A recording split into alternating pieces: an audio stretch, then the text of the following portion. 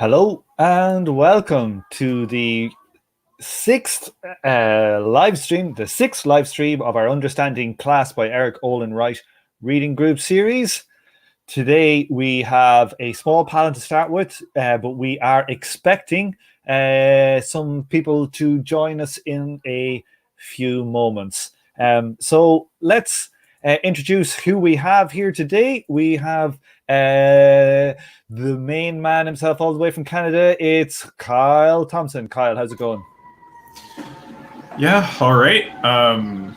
The big news here has been that we've had a the big news in Canada recently has been the discovery of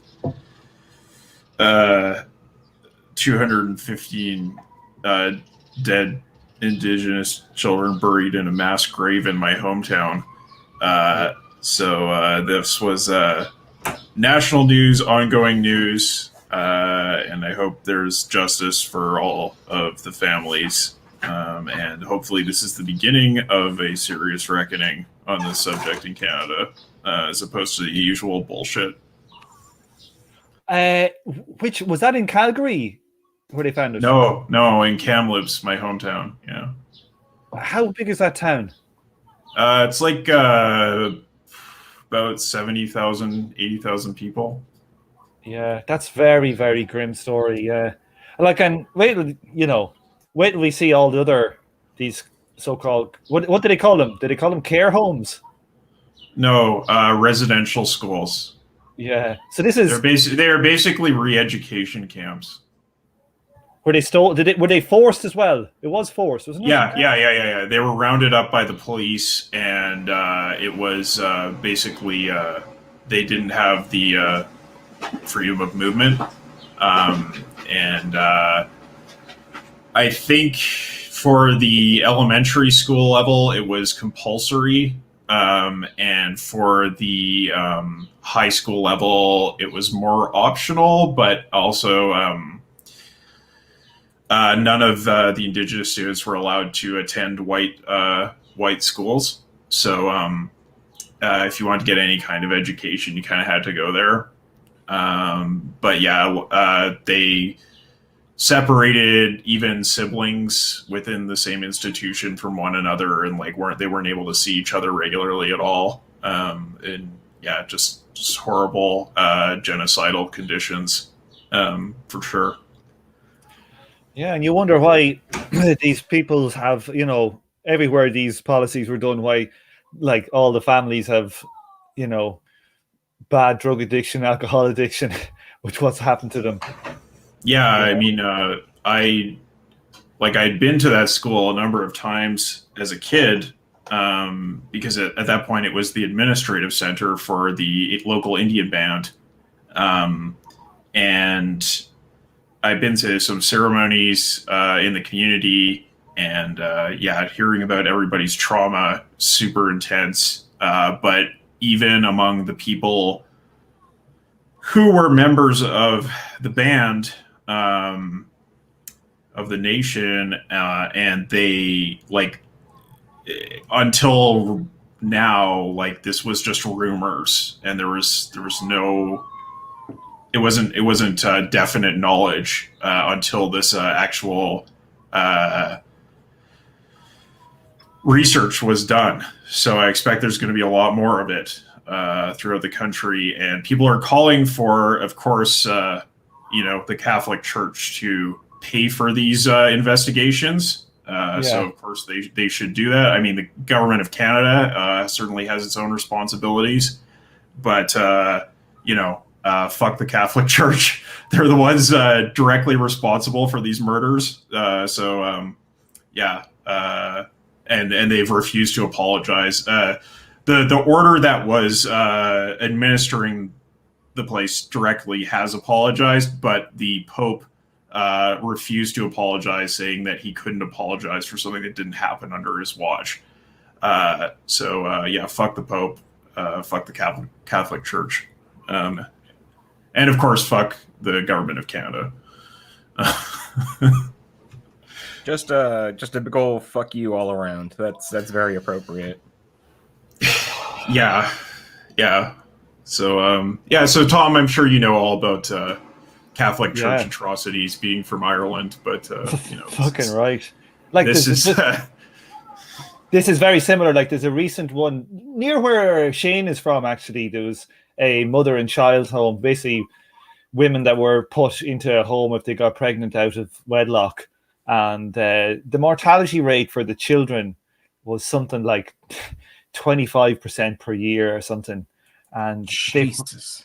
they found a load of, I'm trying to find it now, but I think they found like something similar number to what you're talking about, baby skeletons in a septic tank. I Mm-hmm. think I think that's only like 10 or 15, 20 miles from where Shane is, from. It's Yeah, everywhere, fucking everywhere. I mean, like, I'm talking about the Catholic Church, fuck the church. It's obviously worse, I think, in these other places, but they're scumbags. They cover up such a fucking atrocities and shit, left, right, yeah, and fucking center. yeah, absolutely. My partner is of Irish descent, so I actually heard about that story from her, and yeah, she related it directly to this too. Apparently, they're basically blackmailing the mothers into doing Laundry work. Yeah. slave labor for the church after they took in the children. Yeah. So No, and fucked you up. can't forget about the Catholic Church basically globally playing hide the pedophile. Oh, yeah. And Yeah, they for also sure. did, like, somebody that was a really good friend of my brother's, like, like in the 60s, they had this scam run in the Catholic Church where with these mothers, single mothers, they would literally kidnap their kids after they gave birth to them, and they would orphan them out, and they destroyed all their records. They wouldn't tell anybody. I think they literally burnt all the records so no one could find out. Like, what type of scumbaggery is that? And they also, there was a big trade. If it was with Americans as well. Americans were looking for white children, and they would fly over. A couple would fly over, and the woman would wear a like a pillow under her dress, so she would look pregnant. And they would go to one of these orphanages and take them and fly back out of the country with the child. Like there's a film with what you call it, what do you call it? What's the British actress? She's in every single. She's like Dame Judi Dench. Did it win an Oscar there a few years ago about it? And like this guy the kid ended up being in Ronald Reagan's fucking cabinet as something or other. Wow. And yeah, that's where the film ended up being about his true mother. But yeah, you got to make it relevant to the Yanks, huh? The right wing Yanks. Yeah. Even though he was actually he was in Ronald Reagan's cabinet, but he was actually gay at the time. At the time, he was gay, and I think he might have been involved in the AIDS stuff. Oh no. Just some dodgy stuff. A bit of a strange character. What a hell of a story. Just catastrophe after catastrophe. I could have the last bit wrong, but I'm kind of sure. Well, I do know that there was someone in Reagan's cabinet who was gay during that time and was involved in the really shitty behavior of the administration. So, Judi Dench. Let me see if it's like Judi Dench Irish film adoption. Let me see. Let's see if we get it here now. Philomena. Here's the one. This is it.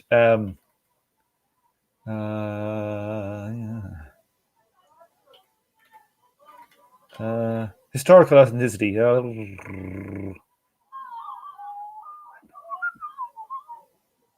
Fuck it. I can't be bothered finding it now. Anyway, fuck that. Okay, we got shit to do. Right. Esri sends her best wishes from the realm of pure quanta. Yeah, Esri's working hard on her stuff. We miss you, Esri. We want you here today so that we can slag the shit out of you for this terrible graph we're going to deal with in the next moment or two. So let's start. So we have to finish chapter 3. This is our chapter about Tilly. This is the meta-theoretical foundation of Charles Tilly's durable inequality. Okay, so we left off at this point last week where we're going to talk about how Tilly talks about generating categorical inequality through organizations. Okay, let me hit this one. Tilly proposes a fourfold typology of the different ways categorical distinctions within organizations, for example, between managers and workers, can be linked to categorical distinctions external to organizations. For example, black/white, male, female. Okay, so there's four basic typologies here.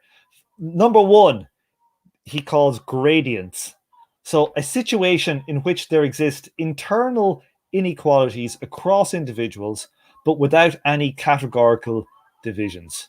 Okay, so that'd be a distinction between the individuals in the organization, but they're not like, it's not a hierarchy of like male versus female, managers versus workers or anything. It's just a gradient. Okay, so it's like a continuous, a continuous categorization or something. Yeah, like someone in the office won the lottery. What do you mean by that, Kyle? It's there's no categorical division, but there is an inequality. Yes. Okay. Yeah. Yeah. They just happened to get some endowment of money that was not linked to any categorical cause. Could it be linked to your ability? Yeah. Yeah. Okay. So number 2 then is the local frontiers. So these are internal categorical divisions alone, unlinked to any exterior category. So I think by this he means mainly like between a kind of separation between management and workers internally. Would that be fair, Kyle?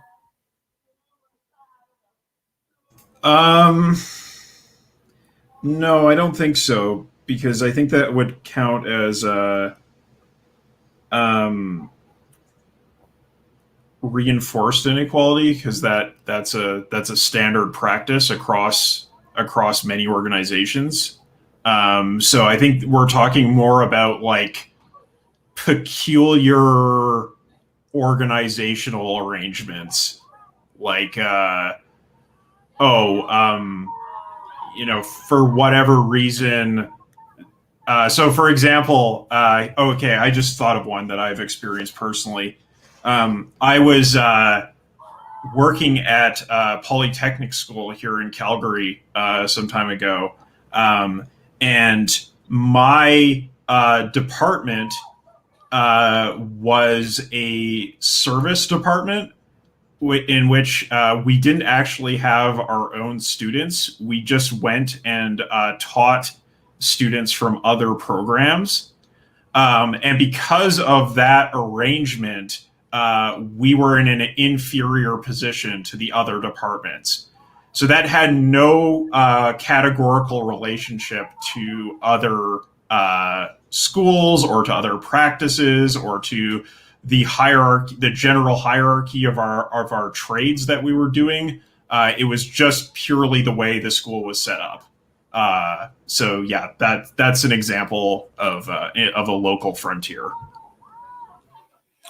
Okay, yeah, that makes sense. Okay, and so now we have imported frontiers. It's the third one. Externally based categorical divisions alone, not matched to any internal organizational divisions. So this could be male, female, black, white, whatever the hell, whatever, whatever. And finally, then we have our fourth one, which is reinforced inequality, a situation in which there are matching interior and exterior categories.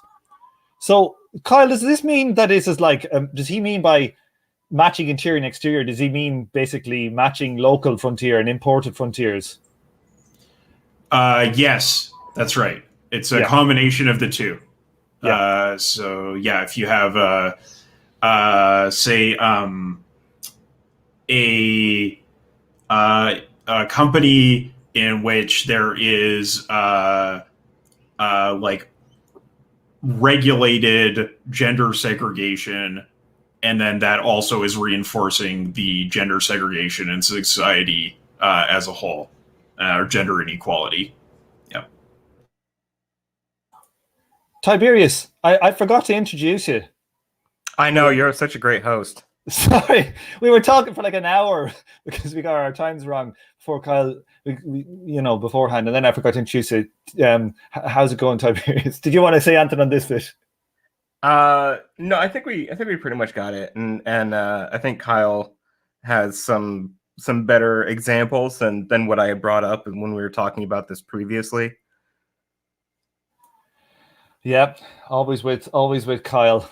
Kyle, we can rely on Kyle. Okay, let's go on. For what?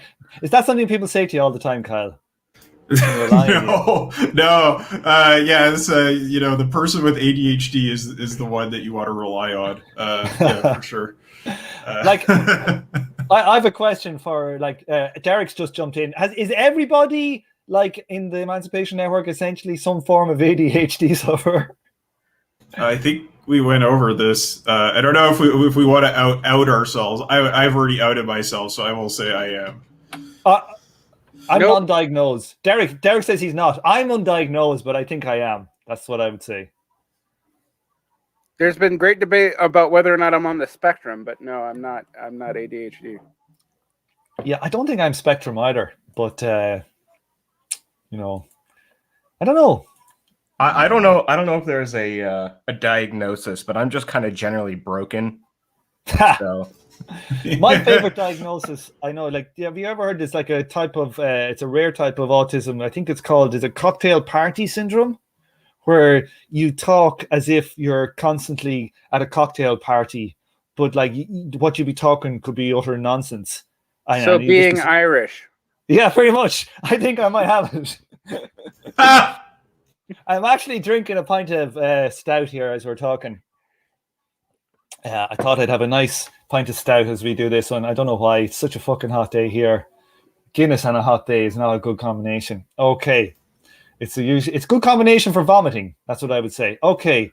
Now, second slide. Derek, we only just one slide in. We just went through the four typologies. Do you have anything to say on these ones? That was Tiberius. Was that Tiberius drinking a can? Oh, sorry. I thought I had muted myself. Apparently, I unmuted. I thought that was to do with like the talking about beard. All of a sudden, no, I'm just very good at being on a podcast. I don't know. I make money off of opening cans on podcast. How? Have you ever watched an episode of me where I haven't gone through at least 3 cans of either soda or some other liquid? I kind of half noticed it. Oh, look, there he goes. Yeah. Yep. But no, it wasn't me. I pre-opened my cans. Let's see. No, I don't see reinforced inequity, imported frontiers. Yeah, nothing's really objectionable there. You guys have been talking about that for 15 minutes, so. I wouldn't go that far. We were talking about other shit for the vast majority of it. But yeah, let's go on. We're going to the next one here. So let's have a look at the graph first. Okay, let's have a look at the graph that describes this. So this is one of the worst graphs I've ever fucking come across. And you like graphs. I like graphs. So let's have a look. So essentially, he is attempting here to draw what he's talking about about those previous four. He's saying at the bottom we've got costs of generating stability in inequalities within organizations. So basically, how much the cost is to keep the organization stable. That's like your x-axis, and your y-axis then is your degree of stability inequalities within organization. Okay, one is the cost of generation, and then there's other is degree of stability. And so he's trying to make this case that there is a kind of a hierarchy of these four things we just talked about. and the most expensive one is the gradient. So there's no real categories used to impose the hierarchy, to manage the hierarchy. Then it's an imported frontier. Then it's a local frontier, and then it's reinforced inequality, which is the local and the imported and the kind of gradient and all combined. Anybody so there's a couple of things here. I won't go into slagging the graph for its kind of technical problems, but he's making a distinction here about the order of these actual typologies for which are most effective. So he's saying that imported frontiers are more effective, or basically are cheaper to use than it's efficiency. Local. Yeah, right. It's stability per unit of cost is what we're talking about. Yeah. So why is he saying, this is Tilly's argument? Why do we think he's saying that the imported frontier is cheaper than the local frontier? Why is it that saying using race as a category is cheaper than using something internal to the organizational structure itself? You got it all wrong. Yeah, it's the other way around, because the lower it is on the right hand side here, the more expensive it is, the less efficient it is. So he's saying that a purely local form of inequality is actually more efficient than an imported one. Oh yeah, that's you're totally correct. Which makes me ask the question even more, because it actually would strike me as that the imported one has got less cost than the imported.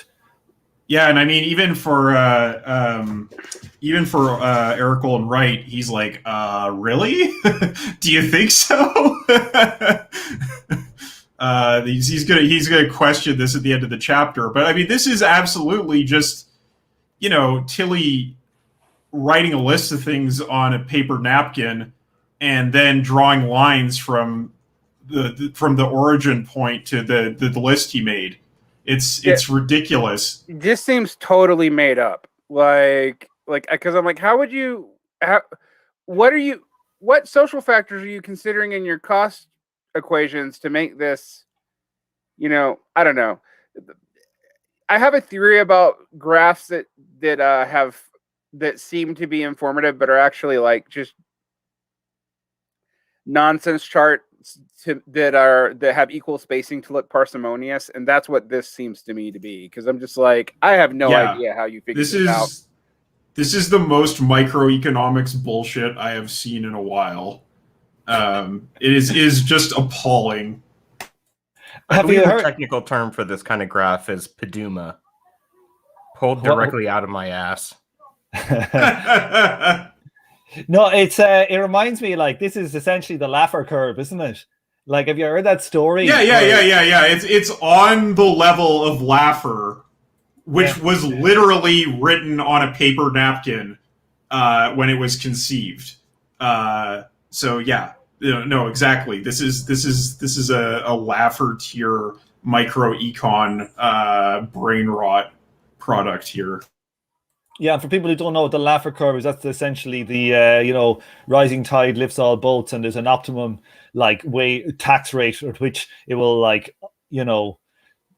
what exactly is it exactly? The idea is if you lower the tax rate, you'll increase it. You will de-incentivize. Yeah, you'll de-incentivize the amount of people to hide taxes and tax loops, thus actually increasing your revenue generation.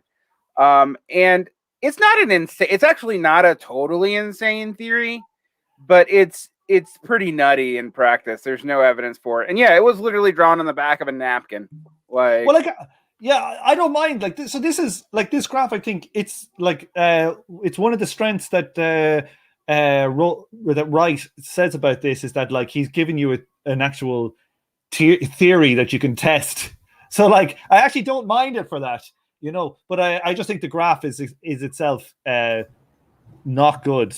Yeah, no, I think it's not the ranking, the explicit ranking of forms that he gives here that I object to. It's the presentation of it as like a series of linear functions for no reason whatsoever other than to seem sciencey.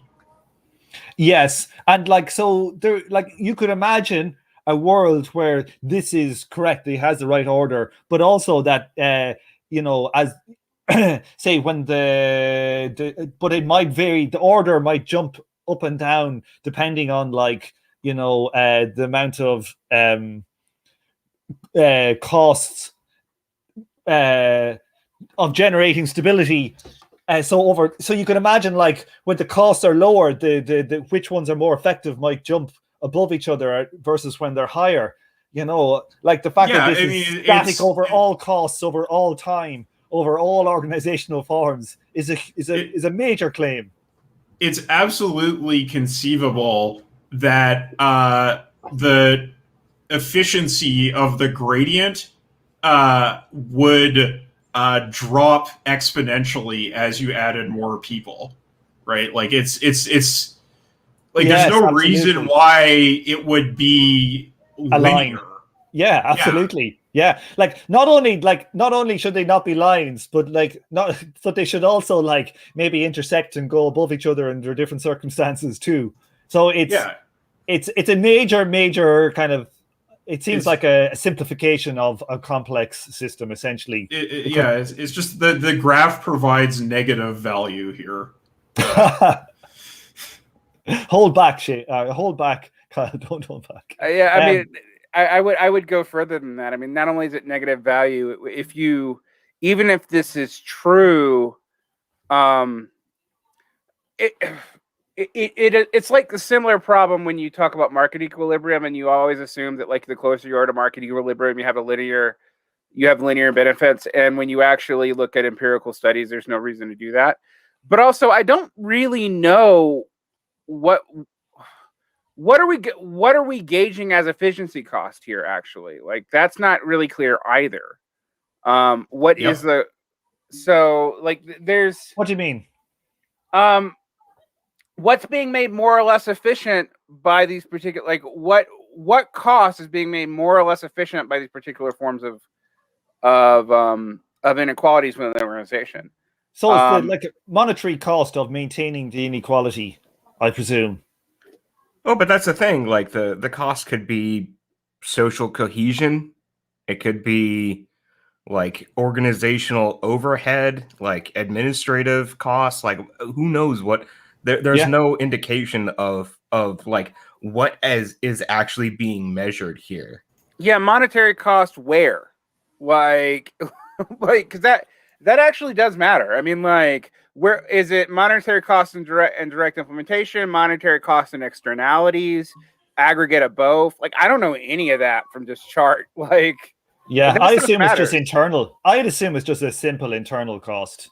You know, that's my instinct. I never ever thought about it, even trying to make the case for externalities. You know, a graph like this doesn't speak externalities to me. No, the graph like this doesn't speak, Tom. That's, I think, what we're learning. Yeah. Okay, but we do understand the general point he's making, though, that there are different types of the typology of different techniques for maintaining inequalities within organizations, and these are the four main types, and that he has a ranking. He has a ranking for them, which may or may not be correct, and may or may not. The relationship may not be linear. It's not linear. No relationship's ever fucking linear. It's not linear, right? And they may jump all over the place, but we know what he's kind of saying, at least. Yeah, but I think we may have skipped a slide to get to this chart. So this will at least explain what his reasoning is, right? Okay, do you want to take this one then, Kyle? Sure. Okay, so Tilly argues the tendency for inequalities to move to the reinforced inequality type, except where surplus extraction operates efficiently by means of gradients or local frontiers. So the tendency is towards reinforced inequality, except for some special cases where gradients or local frontiers happen to be efficient as, for example, in the example that I gave where about the polytechnic school I worked at. If exploitation occurs efficiently without categorical inequality, then those who control the crucial resources rarely incorporate exterior categories, since there would be little incentive for them to do so. So Tom here has given the example of in IT. It's not necessary to move to reinforced inequality, I guess is what you're saying there, Tom? Yeah, like you don't. I just think it these really kind of IT monopoly kind of firms where there's loads of money swishing around, Yep. Inside it's very kind of open, and there are very little categorization. They don't rely on race, gender, any of this stuff. They're usually really trendy and everything, because there's just money sloshing around. They don't need to bother with that shit. Right. Yeah, there's what do you call it? Imported inequality, but it's not reinforced. Yeah. Organizations tend to move towards reinforced inequality because, in general, Tilly argues, this is the cheapest way of sustaining a given level of inequality within organizations. A system based on solely gradients would be the least stable and most costly to maintain, because without strong incentives to endure short-term injustice in the expectation of long-term mobility or other rewards, turnover and small-scale conflict make gradients unstable arrangements. So this is obviously a big question mark for communism that we would need to grapple with. Say more on that. Well, okay, so in a communist system, inequality would be based basically, purely on gradients, right? Because we would be abolishing other forms of inequality. So that would indicate, according to Tilly's logic, a high degree of organizational instability and a high cost of maintaining the organizational structure. What do you mean by that, Kyle? Why would it be? What do you mean by gradients? Why would it be based on gradients? Surely it'd be based on work done. That's a gradient. Because the causes of inequality would be accidental and individual. Right, which is actually something Marx actually kind of addresses this in the Critique of the Growth of Program when he slaps down fair work for fair pay schemes. Yeah. So it's something that Marx wouldn't have articulated this way, but he kind of intuited the problem. So yes. Are you saying, is this about what you're talking about, how the measure is unequal? Is right. That part of the... Okay, yes. Yeah, but so basically your labor time is 1 hour labor is equal to another person's labor time, and any measure is unjust. But surely that the inequality in communism will be based on your amount of labor that you performed. So which is a gradient. Yep, it's a gradient. Mm-hmm. Which also, by the way, I mean, what's the cost to that though? I don't see the cost, Kyle, to that. There's a social instability cost. Yeah. It makes sure it would encourages different kinds of factions. It encourages different kinds of classes. This is why, this is why there is that whole thing about the fair work, a fair day's wage for a fair day's work is a non-starter in the Critique of the Goethe program. That's literally not the point. And if you make it the point, you're going to exacerbate these gradient inequalities and make your system highly unstable, which is why I think most labor money schemas are not just undesirable or don't abolish value. I mean, they're undesirable because they're stupid. It would lead to all kinds of problems if you had it hard set on that rule, and Marx realizes that it's not hard to figure out. You just think about natural human difference, and then even treat all labor the same. Labor productivity can't be the same, even if individual effort is, and go from there. So it would not just recapitulate class society; it would recapitulate class society in a highly unstable way. Sorry, I think I don't know if I'm totally misunderstanding people's point. I don't know if I'm arguing against you or not. Like fundamentally, it's the issue with the even the theoretical concept of meritocracy, right? You can't even if you made merit just based on labor, all right, just labor inputs, right? Getting what you put in and just getting it back out in a direct manner.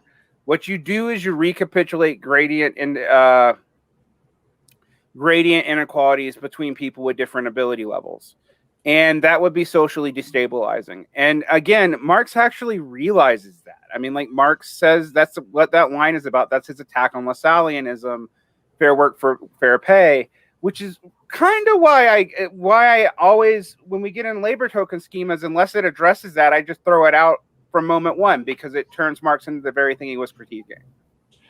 Sorry, so Marx was saying that 1 hour of labor was 1 hour of labor, no matter what the skill level or the merit, how productive one worker is. No, that's not what he was saying, because that logic does not flow into. So what are you saying? He's saying then? He's saying that you can't that you literally can't base the societal equality based off of inputs. You can't. No, like he's making a case. So wait. You can't chat over me now. He's saying that any measure that you make will be unequal. Yes, that's what he's saying. Okay, exactly. Yeah. So, but that is not to say that he is not saying you should choose that measure. He's saying that is the measure you should choose. Then why is he really critiquing Lassalle for it? That doesn't make any fucking sense, Tom. He's not because your labor token schemas that you're beating off to buy into this doesn't mean that it makes any fucking sense. No, I think, look, this is another argument for another day. We can have that argument. You can come on the show and we can shout at each other, right? But I totally disagree. Let's keep going. Yeah, because we're going to stand here for an hour, and send me the Lassalle stuff. I'll read it and we can have the argument. But I think Marx is actually complaining about offering differential wages in that section. No, he's completely not. He said no. He's saying he's critiquing. This is what how I understand it. He's critiquing differential wages, but he's also saying that any measure you choose will be unequal. But this is the measure that it needs to be. That's the way I understand he's saying it. Okay, that one worker can have 5 children, another can have none. So even though he's got more stuff to feed, it's unequal on him. But you just have to choose one, and this is the one to choose. That's the way I understood it. But if you can convince me I'm wrong, fair enough. But it just doesn't make any sense for it to be the critique of the fucking Goethe program, critiquing that exact point that Lassalle is making about labor inputs, and then saying that that's what you should draw a conclusion from it. It makes no sense, and it would be highly susceptible to this critique. And if you can't fucking game theory that out, you can't put it on like a basic oh, this would reproduce inequalities. It's because you're thinking like with an engineer brain, and I should take you out back and have you fucking shot. Right, because as I understand it, like the fundamental critique of that section of critique of the Goethe program is that if you tie people's ability to access things solely to their labor input, then like you're reproducing inequalities on the backside, because people's needs aren't the same. So people's ability to access things, material things in their life, should be based on need. I mean, that's the entire, from each according to their ability to each according to their need. Yeah, but that's higher stage communism, Tiberius. That's higher stage communism. That's not the lower stage that Marx talks about in the. You'll never get to higher stage communism with a labor input scheme. What you'll get is devolution into class society. It's fucking easy to game out. Like it's like. So you're saying that the fact that there is no exploitation and everybody gets the same wages will give you class society, but differential wages will give you not class society. That's like the dumbest fucking logic I've ever heard in my life. Well, because it's not differential wages. Defend that, Derek. That's the dumbest fucking logic I've ever heard in my life. Hey, I'm going to take you out the back and I'm going to fucking put a fucking spade in your head. 2, because I actually know how to use guns. 3, You're in America. I've got a fucking spade right now here in my room. All right. But two of us can shout, Derek. Two of us can fucking shout. Yeah, except you're fucking making a stupid argument because you just no, I'm not. You're making a dumb argument. Fuck you. You posited a false binary. You fuck stupid. Fuck you. like seriously, you like, literally did the laziest fucking freshman 101 bullshit argument that I've ever heard. Come on, Derek. You come on. You shout at people and shout you back. You don't like it. Fuck off. Right. Let's keep going. No, come on. Make a good argument. I made a good argument. Shouting at me. I made a fucking good argument. You posited a false binary, you stupid fuck. What the hell are you fucking talking about? Now, let's go. Next one, Kyle. Okay, we'll leave the Gotha program discussion to another day. Needless to say, this point that Tilly is making needs to be refuted on some level for communism to be realizable. Something needs to be done to address that. And that is the only point I was making, which is that, yeah, if you can't address this and you're a communist, you're in trouble. All right. Already. Yeah, okay, we're always in trouble, but we're really in trouble if we have a fundamental logical error. That's the biggest kind of trouble. All right. Okay. Inequality that depends on local frontiers is more stable than gradients or imported frontiers. So the argument here is an organizational arrangement within an organization that has no connection to external inequality is more stable than one that is external but not supported internally, and is also more stable than one that is purely based on accidental factors. So I can certainly buy the idea that local frontiers are more stable than gradients within an organization of a certain size. But this one about imported frontiers seems very silly to me. Anyway, that's my bit. Can we concretize that for people? Yeah. So essentially, he's saying that if you have a org chart in your organization or internal regulations inside your company that say that Department A is paid less or cause Department A's members to be paid less than Department B, or Department A just being starved of funding in general, that is more stable than, say, pay inequality between men and women that is being caused by broad social factors. That just seems absurd to me, given that we have so many liberal policies to try to address or game these imported frontiers, and yet pay inequality is highly stable. Yeah, it seems kind of very. I can't understand why he would put this one, local as more stable than imported. Maybe it's more. He had a boss he really hated once, and it all just came down to that. You know what? His department in the university was starved of funding, and so this was his way of getting back at his boss. That's my theory. What? So I'm reading an objection to our analysis in the comments that I actually think we do have to address, which is that what is actually at stake here between the local and the imported is the individual transaction cost. Could we maybe tease why that may or may not be a problem?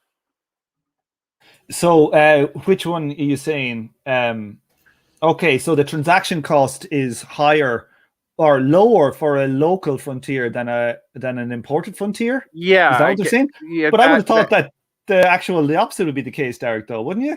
Because there's no cost to an internal organization to a societal wide, black versus white or man versus female thing. It's not an added cost. It seems very implausible to me because imported frontiers are presuppositions to any interaction you enter into.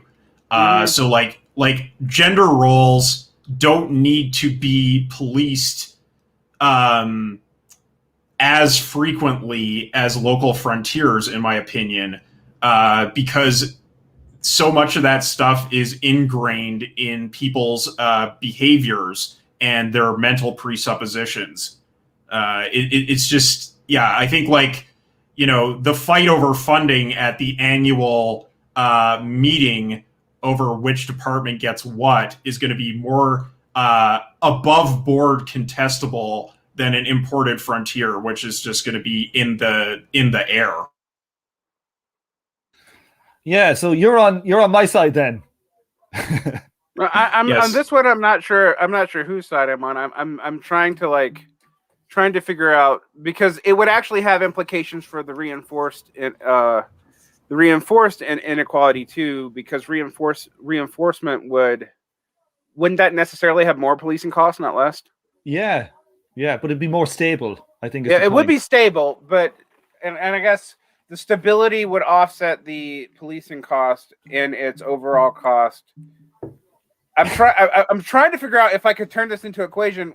How would I do that? Like, what would this equation be? This equation would be literally G plus I plus L plus R equals S. Okay. It's a linear equation. It's some kind of like, it's a line, It feels like a very no, it's here what it is. It's G plus I plus L plus R times C equals S. That's what it is. Wow. That's exactly what it's saying. I don't know how useful that would possibly be. But but I mean I see how you could go either way on the, like, it seems to me like it would be hard to know, actually. Yeah, I think it'd be very hard to know, and I think, depending on like how much cost they could flip, and historical time periods, it could be different. There's just lots of shit going on there that it's very unlikely to be stable as this graph. Well, you're right, Tom. I think that the imported frontier is highly dependent on how much external cost is being borne by society in maintaining it, right? So, like, if you have a society that is highly committed to racial inequality or highly committed to gender inequality, and there's a lot of work being done outside of the organization to reinforce that, then the imported frontier is more efficient within the organization.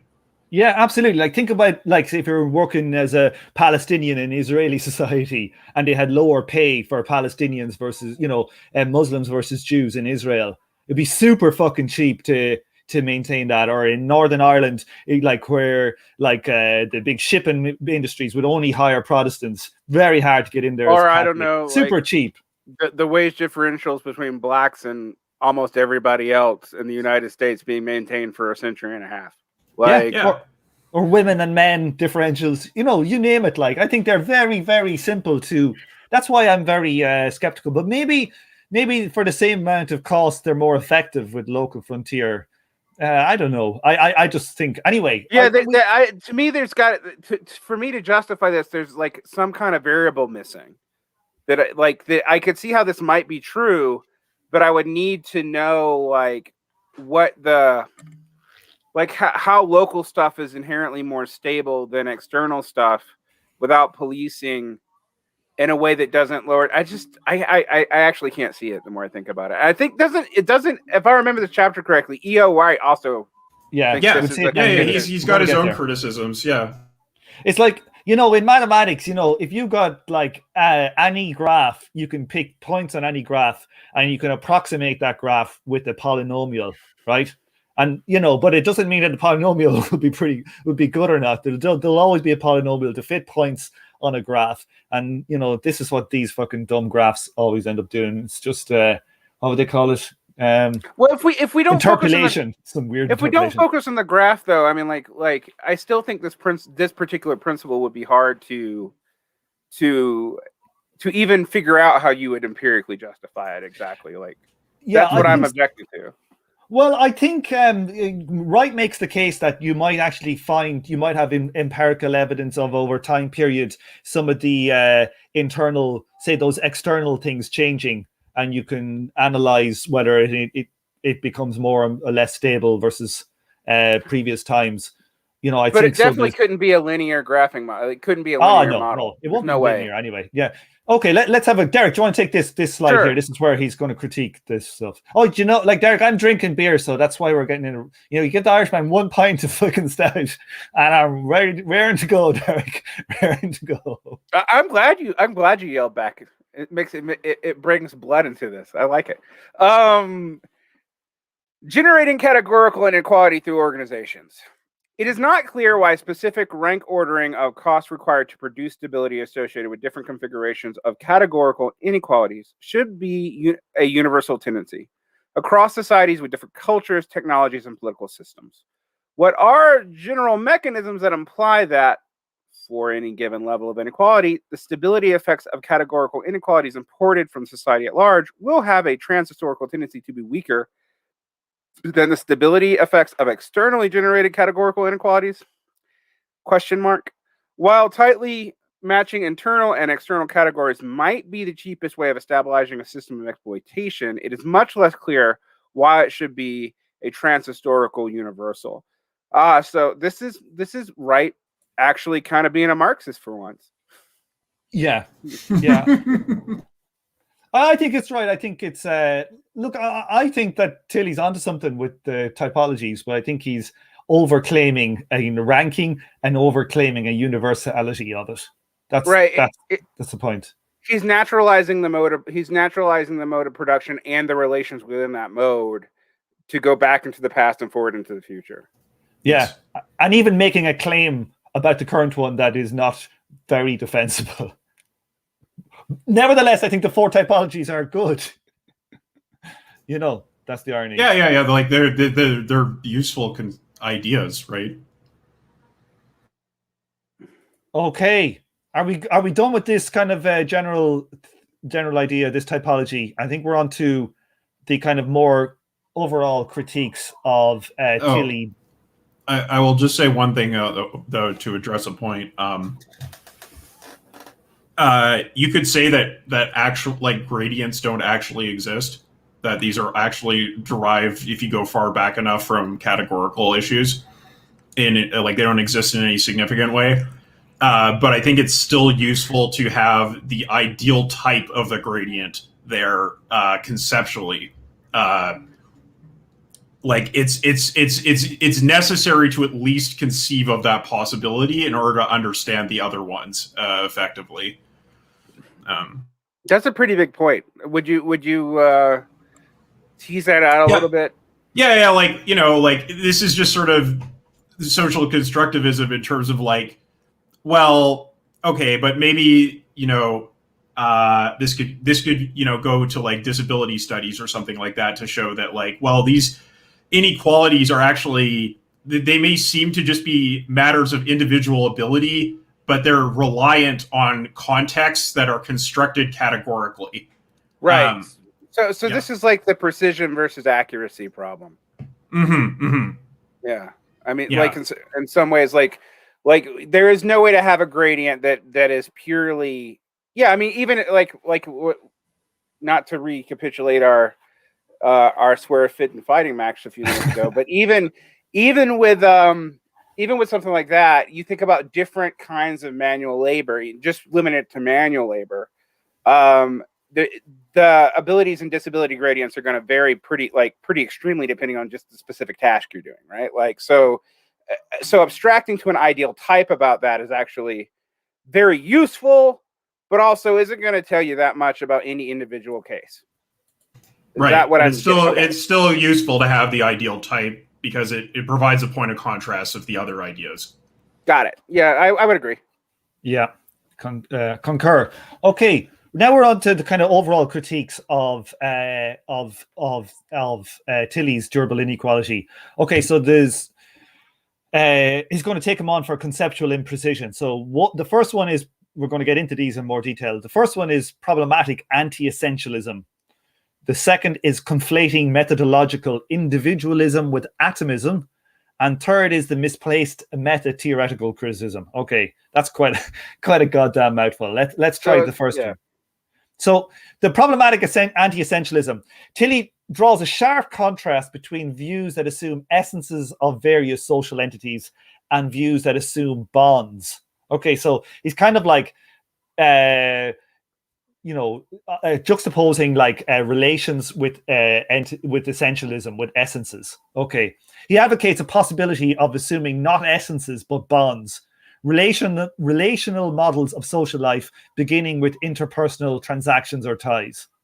Okay, but a bond is not the opposite of an essence. This is E.O. Wright speaking here. Like, a theorist can just as easily be an essentialist about bonds or interpersonal transactions or ties as about the entities bonded together, the persons interacting, or the things that are tied together.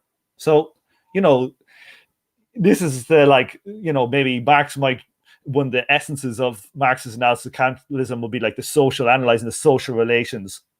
And that doesn't mean that like he's like an essentialist or a relationist. He's essential about relations. Yeah. Okay. And finally, the central issue in essentialism versus anti-essentialism is the issue of whether or not there are any salient properties of the elements that figure in our social theories that are stable and invariant across radically different contexts. Okay, anybody have any points on this? Anything to say on this bit? Everybody is silent. Everybody. I mean, the bond is not the opposite of an essence. A theorist can just easily be an essentialist about bonds or interpersonal transactions. It seems like a pretty trivial point, doesn't it? Right. I mean, it's like, yeah, duh, but I'm not seeing why this matters. Yeah, it's literally just him going, he's being imprecise here. It's basically like an analytical Marxist kind of going, you mixed up your terms here. Fuck you. Yeah, but again, if I was being really, really, really rigorously, I would just invoke the girl problem, saying you can't be precise and accurate at the same time and move on. Like, it's not hard. It's not hard to respond to that. Like, that's not that big of a criticism. Think about this. What's this new word you introduced there, Derek? The rigalism? What did you say? What was that word you said? Google. Rigorous? You said instead of rigorous, you said rigorous? Oh, rigalism. Yeah, rigalism. That's a new one. I like that one. Oh, God. Right, here. Okay, Tiberius, do you want to take this one? Conflating methodological individualism with atomism. Sure. So his characterization, Tilly's characterization of methodological individualism, collapses the distinctions between individualistic and atomistic social theories.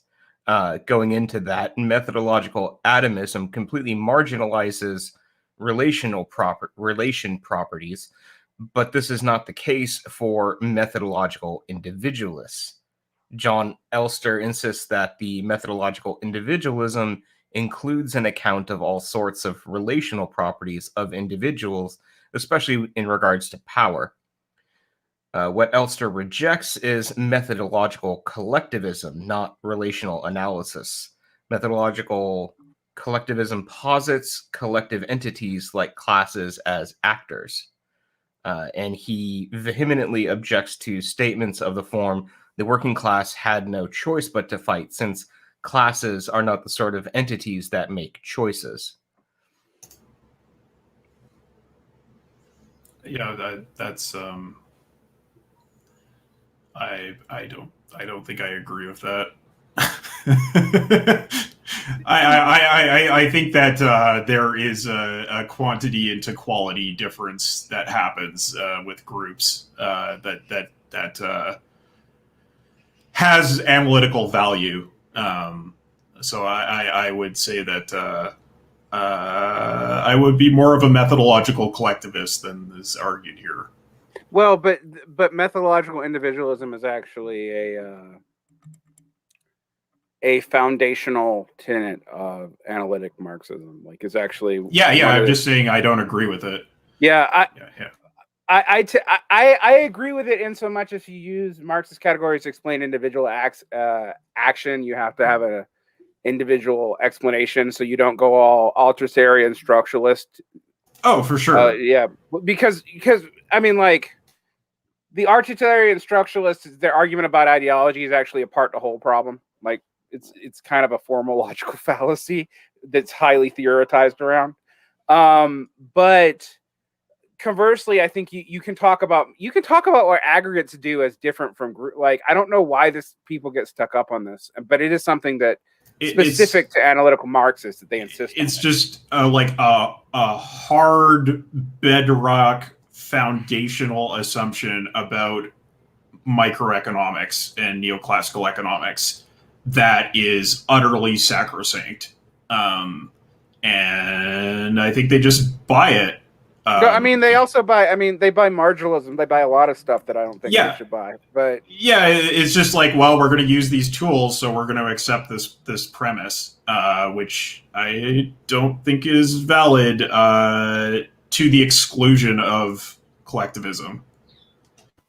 I mean, like, for example, Elster vehemently objects to statements to the form the working class had no choice but to fight, since classes are not the source of entities that make choices. I actually think, like, superficially, on a linguistic level, that's true. Classes don't make choices.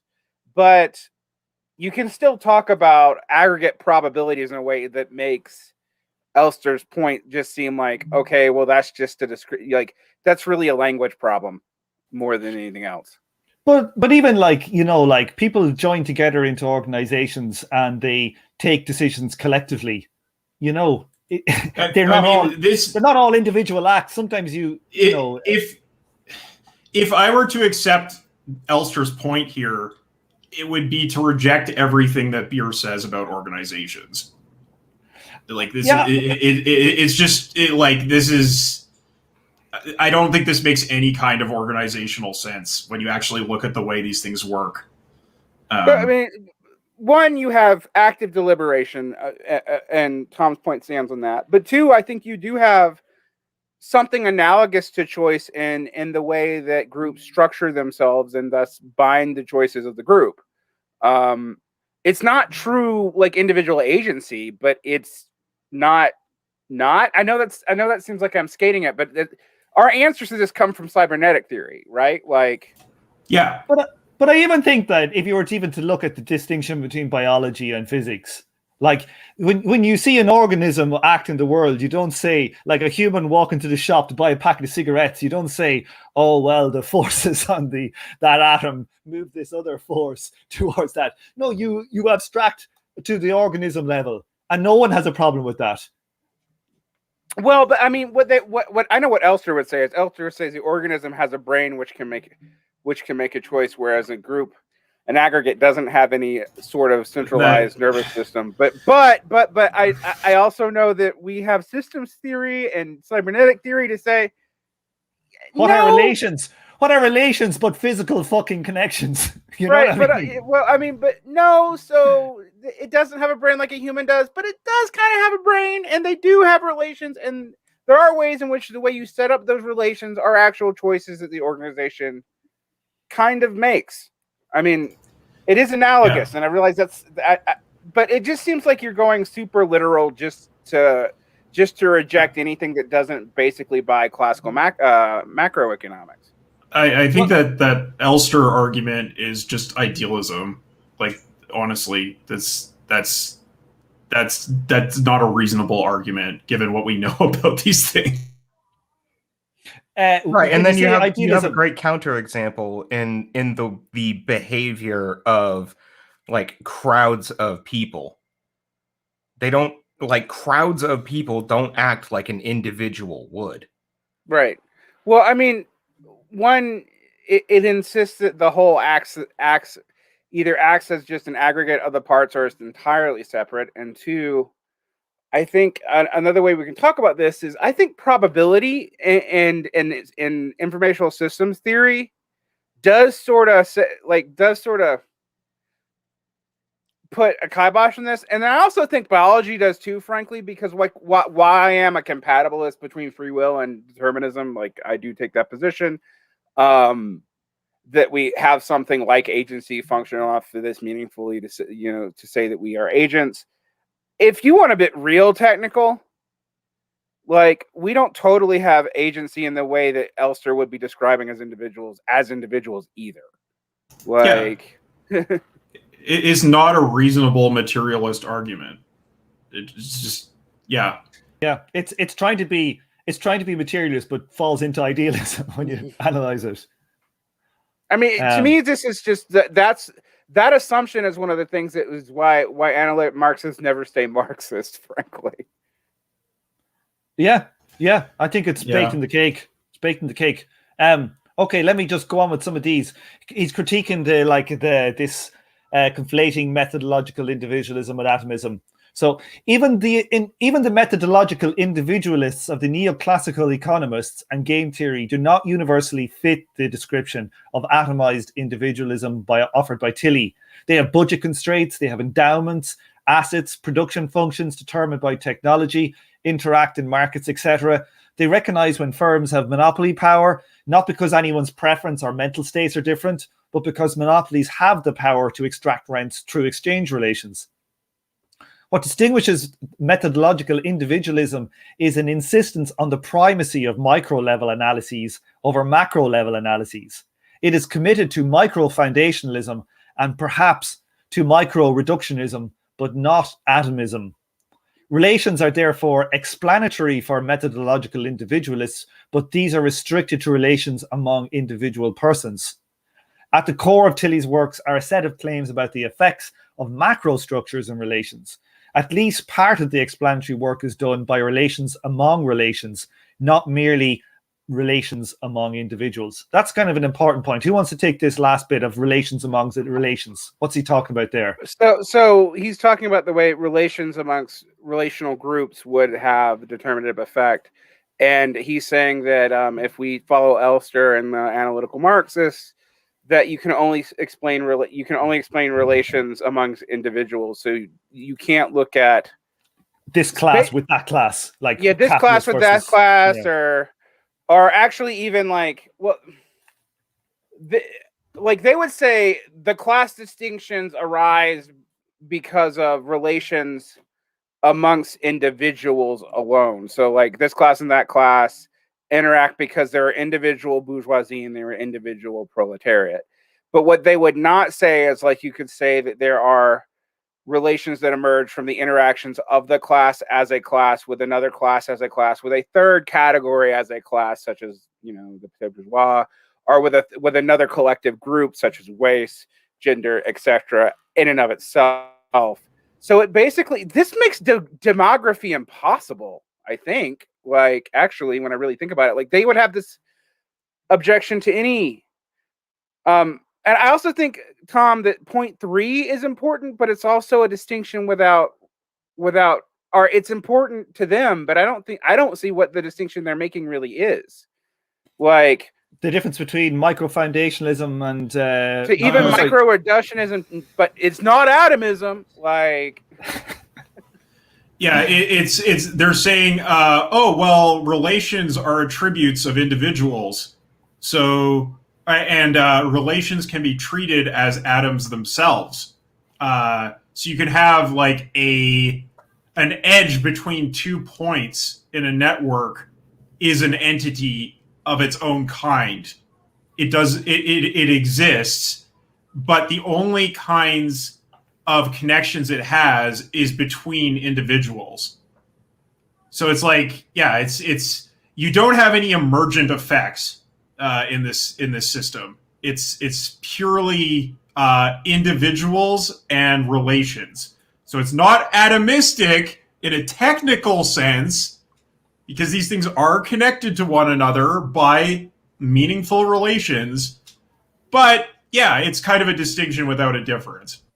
Right, because it's basically just including relations in those atoms. There are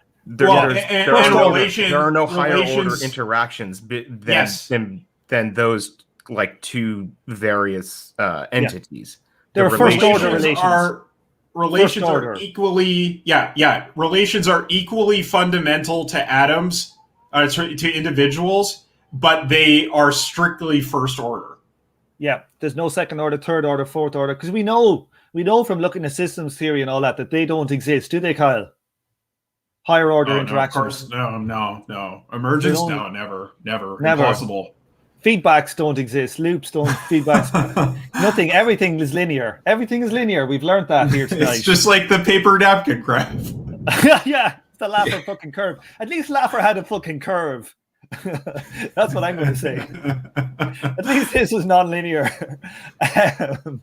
Okay. Who wants to take meta-theoretical criticism? I will. Derek.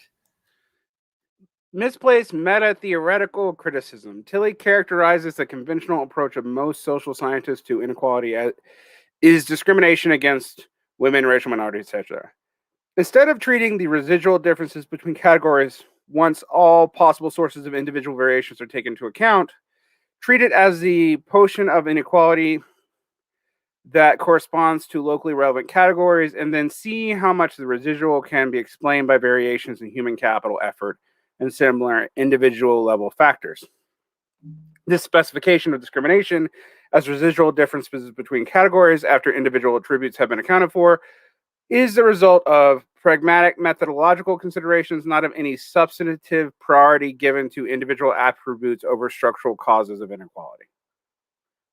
Tilly characterizes... Yeah, go ahead. So like what he's kind of getting to here is like Tilly is saying that like the way that people actually go to analyze in the real world empirically, look at trying to see what are the causes of these different how much of the differential in the pay is due to race or being a woman or whatever, and that he's complaining about the methodology where they try and control for everything and they leave what's left out at the end is that's women or that's racial minorities, and Tilly is saying you should go at it the other way, the other way around, and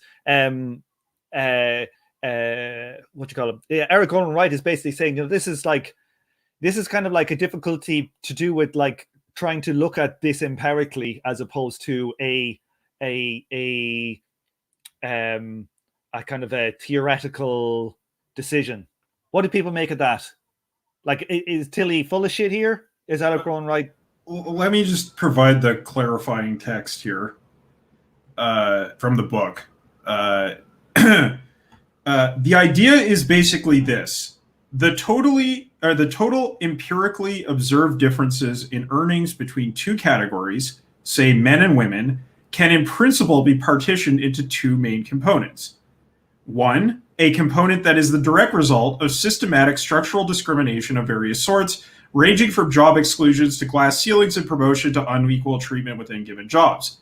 Two, a component that is a direct result of human capital, effort, and other variables under the immediate control of the individual.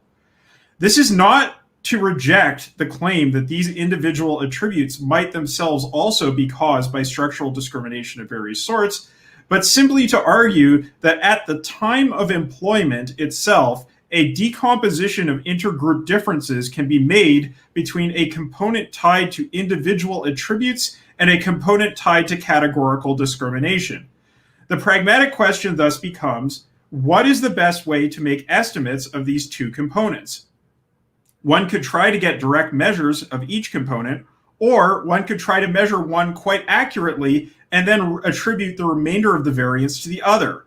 For pragmatic reasons, the latter strategy is generally adopted because obtaining good measures directly about the effects of discrimination is difficult. Discrimination is not inherently treated as a substantive residual in such a study, but simply a methodological residual. He's got a good point in terms of practicality of research. Certainly, it would be very difficult to disaggregate these things into hard quantities. It's also conceivable, at least as far as I can see, that you bring a certain history with you to your place of employment. The issue, though, is what if you're employed there for 20 years? Like, you're not the same person anymore, you know? It just seems to me that it's like, I couldn't imagine how you could go about doing it statistically any other way. Yeah. No, I agree with that. It's way too difficult, but I can see a theoretical argument against taking this as real.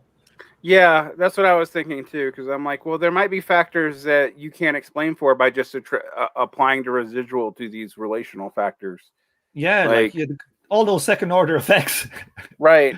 I mean, like you could have like almost infinitely multiplying second order downstream effects from this, and like, but I get the point. Like, I also have no idea how the hell you would like I don't know, if we had the God machine, maybe we could figure this out. But I feel like I'm working on it. Yeah, I feel like, Tom, you need to do the Marxist version of psychohistory from the Asimov books for this to really be definitively solved. Excellent. I'm on it. Although, by the way, that would not make E.O. Wright happy, because psychohistory assumes that aggregates are predictable and individuals are not, because they're not one-to-one the same. Just saying. That's why we're super not nerd able shit. to. Yeah, that's why we're not able to predict like tides and stuff. We just look at individual waves. You know, none of these things are macro effects. They're not predictable at all. Macro effects aren't real. No macro effects. All micro effects. Okay. I think this stuff is kind of okay. I think this is our last slide. So we've kind of let me just read this last slide then. I just read that from the book. I just read that from the book. Okay, yeah. Cool. Yeah. Okay. So that's kind of it. What do we make then of Tilly overall?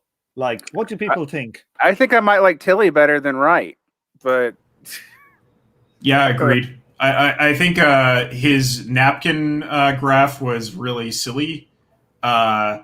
He was being a silly Tilly to take a line from Disco, but silly Stilly. Yeah. Silly Stilly. Yeah, that's right.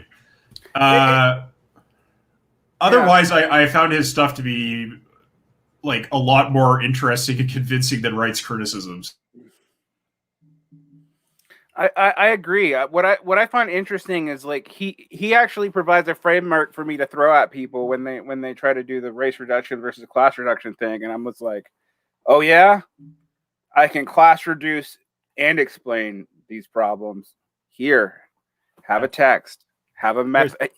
There's math you can do. Math is magic. Yeah, multiple effects. It's not a uni-causal system, is it? It is not. No, I find it very good. I find it a really interesting way for me to think about like how exploitation actually works and how it kind of would evolve in the the different mechanisms for it. I think it's the idea of cost versus effectiveness. I think he's probably correct as well that there is a kind of an evolutionary element to it. Like a where like they tend towards this solution. I think we see it everywhere. So I think it's interesting. I think it fits into the Marxist kind of world very well for somebody who doesn't even consider themselves a Marxist, not even in the slightest. From the academy. It's also interesting that Wright doesn't criticize his transhistorical perspective at all. Yeah, I thought that was weird. Like Wright's okay with. He did a bit, Kyle. He did only in the category. He did only in like the parsing graph. The graph. The order of the graph. Right. Yeah. He did, but he didn't.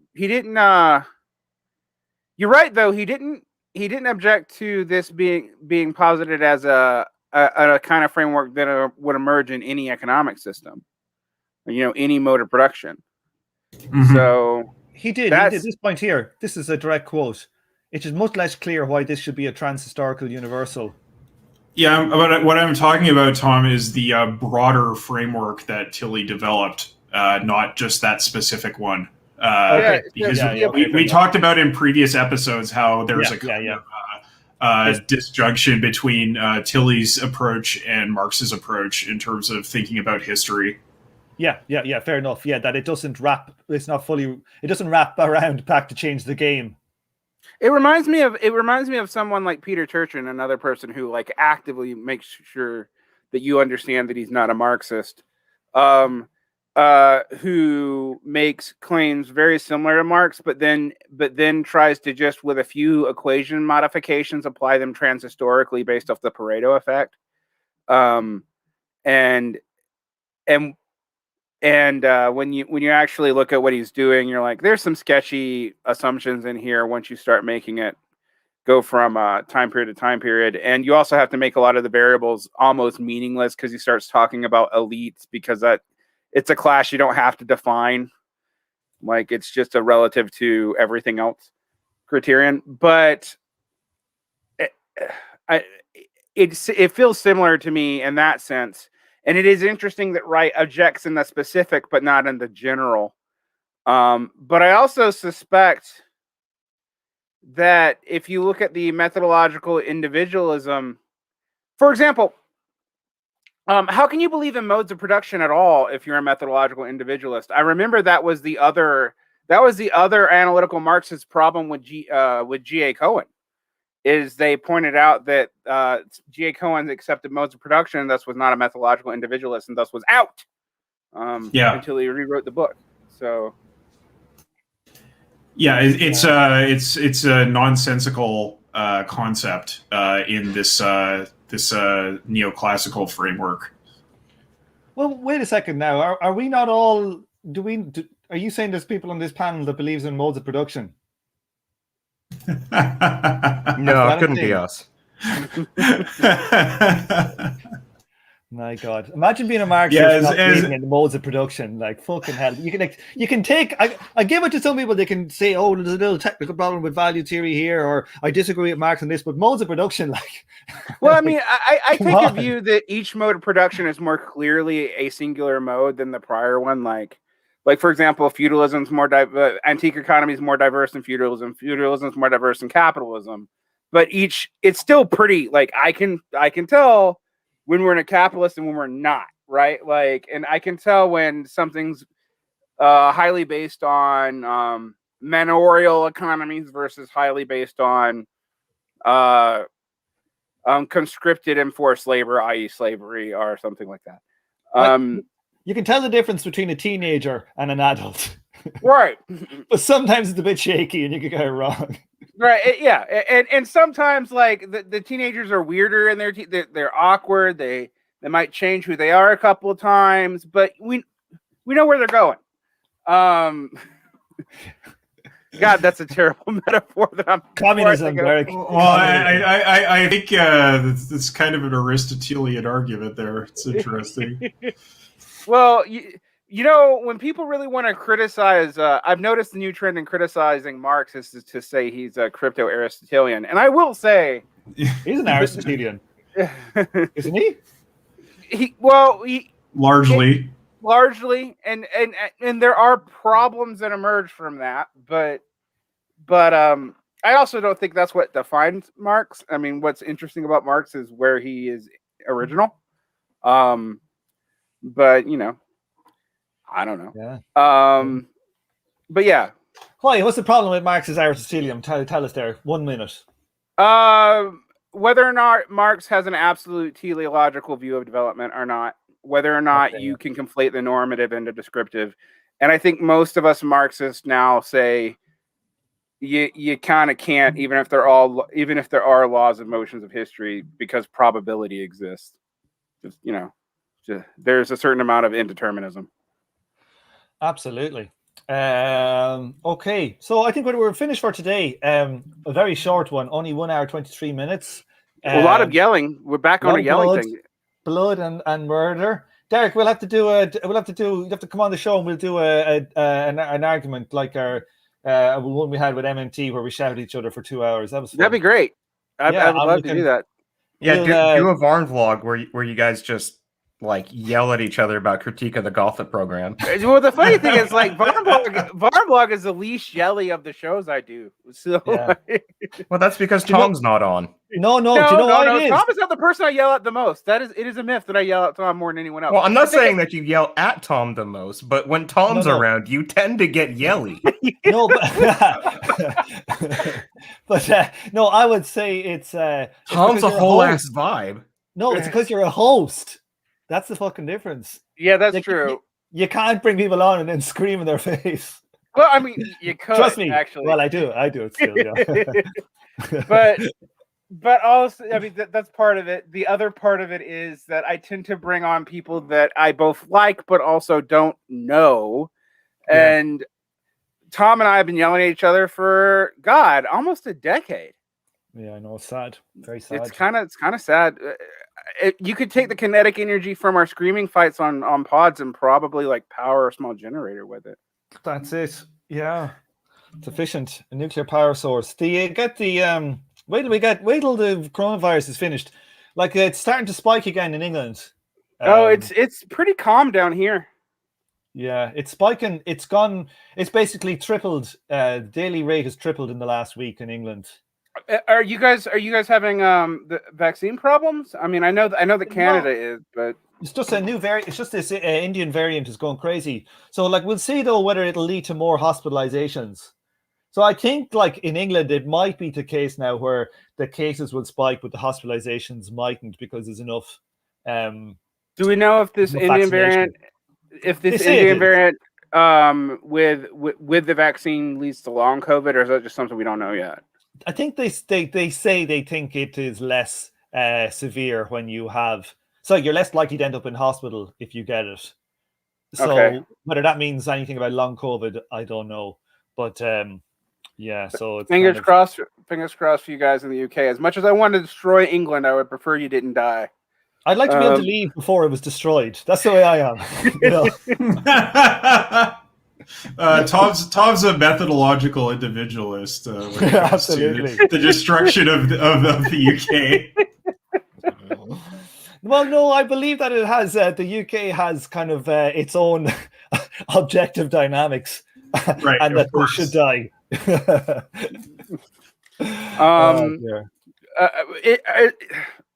As a side note, how much do we want to bet on total devolution in the next 5 years of everyone but maybe Wales? So, no, I don't think so. But I think it'll be. Well, I just think there's loads of stuff that the UK can do to stymie it for ages, you know. And the Tories now, they're really quite a reactionary bunch of Tories. So I think that they wave the flag like crazy. So I think they'd probably prefer to have a constitutional crisis like with Brexit than to let it flow in a way that would work. I think the other major issue is that the EU isn't on board with separation. Right, because it would give precedent for for Catalonia, for the north of Italy too, for a lot of. Yeah, they're well up for it though if it's like Yugoslavia, but not so much when it's like their own one. I would say as well is like that. I think the UK would be more likely to let go of Northern Ireland because literally Northern Ireland's just a cost. At least in Scotland, you've got fucking military bases and they have their navy, their submarines all up there. You know, like so that's quite a major thing for them. Where in Northern Ireland, it's fucking nothing. You know, there's a few fucking sheep. You know, and like that's about it. I normally don't support political devolution, but I kind of just want to watch England suffer. So sometimes I'm like, maybe we should be running guns to Scotland or something. I don't know. I'm honest. Yeah, I'm honest. I don't know if I want to be arming the Northern Turfs, TBH. The Northern Turfs. The Northern Turfs and the Southern Turfs. That's what I say. The Great War. The Isles are very turfy these days. I've noticed this. I don't know if they are. I think that's just they are, Tom. They are. They seriously are. No, but I mean, as in like compared to America, I think that's more of like I think it's more of a media phenomenon. The thing is, Tom, that in the UK, you have political closure on being a TERF. That both the left and the right support being a TERF, which is not a thing so in much the US, in America. Like it is a clear left-right issue, and it only really has a lot of political power and local stuff in the U.S. And it might be because of the way we're our confederation makes it manifest differently. I'm not saying that like the social parameters are hugely different, but like we don't have it does not come up with national politicians on both sides in the same way that it does in the UK. It's quite weird. When we watch it over here, we're just like, this is weird. This is just weird. Yeah, but like in Scotland, like the SNP are not TERF, aren't they? No, they are. They are. Are they TERF? Okay, yes. See, I don't follow the politics that much. I thought they were non-TERF versus Labour. I thought it's more Labour are TERFy. No, I think everybody's in a race to who's the turfiest. Like that is really weird. Like that is weird. See, I don't follow it, but like that is just weird, isn't it? Like, because I don't follow. You know, I'm not in that kind of political space. But is this Gendrexit? What? Gendrexit? Seriously? That's a fucking term. Did I tell you what my mother calls Brexit? Fantastic. My mother, I don't know, she must have some type of dyslexia that's undiagnosed. She calls it Bretix. She's the only person in the entire planet who calls it Bretix. I don't know how she fucking says it. I don't know. I think it's easier than Brexit. And the other one she says as well is she calls COVID Colvis. It's fucking, where did she get this? Like, that sounds like the name of a bank. I think it's the name of a bread in England, or that's Hovis, isn't it? Yeah, it's like fucking unbelievable. The D to S is actually a pretty common linguistic evolutionary point. Is it? D into S and S into D is actually very common in linguistic evolution. I don't know why. Let me think about the sounds. Duh, suh. No, they're similar on the tongue. Actually, it makes sense. Duh, suh. Yeah, just one. Mm-hmm. So she's a linguistic revolutionary, you're telling me, and I've been slagging her for all these decades. Oh my god! If it wasn't for mass media, we would be incomprehensible to each other at this point. So, very true. Well, apparently in 1850, so around the time of the Brumaire, only something like 15% of French people spoke French. Yeah, most of them spoke like Provence and all crazy Octanian and Breton and all these kind of crazy shit, and they couldn't even understand each other. Gaul, was there Gaul language, I think, as well? Yeah, Gaulish is related to Breton, I believe. In Brittany, like that, Breton is actually a Celtic language. It's one of the few Celtic languages on Europe. I think is it the only remaining Celtic language on the mainland of Europe? I think so. Breton is. Does anyone speak Galician anymore? I don't. Galician, yeah, they do, but I don't think that's Celtic. That's more like a kind of strand of. It's more kind of like Portuguese. It's kind of like it's more similar to Portuguese and Spanish, but it could be wrong.